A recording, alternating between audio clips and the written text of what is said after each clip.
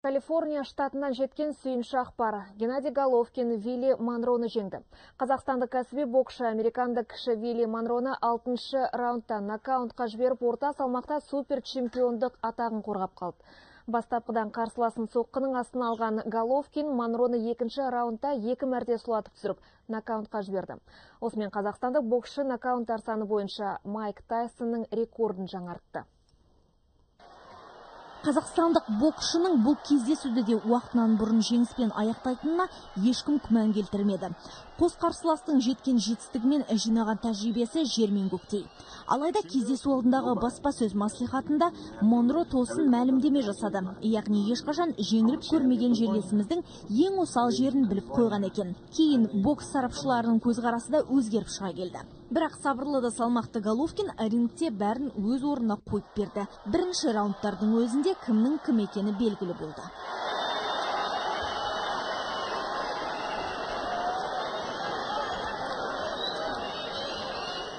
Екінші раундта 2-1 нокдаун алып үлгерген Монро қатты есеңгіреді.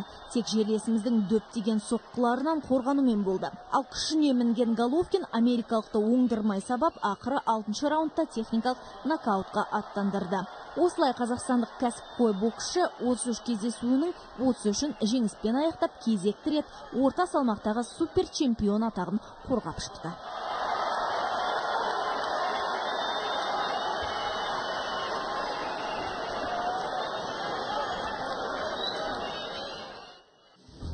Геннадий Головкин орташа салмақта чемпион атанған қазақстандық боксшы. Ол ешкімнен қорықпайды. Бұл психологиялық қысым жасау факторы. Бұл спортшы жайлы мәлімет аз. Оған қарамастан Головкин атаңызға айналған тұлға.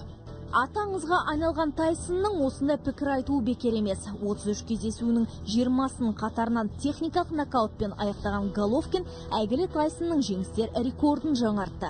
Жерлесіміз болса жеткен жетістігіне тоқмейілсіп отырған жоқ. Кезекті кездесуі аяқталмай жатып, кейінгі қарсыласын іздеуге кіріскен. Мүмкін деген үміткерлердің арасында бірінші орта салмақтағы әлем чемпионы мексикалық Сауль Альварес бар. Қазір ауызша келісім жасалып қойылған. Бұған қарап Головкин биыл 2 кездесумен шектеліп қалмас деген болжам бар. Дариға Тышанова, Аслан Қаженов.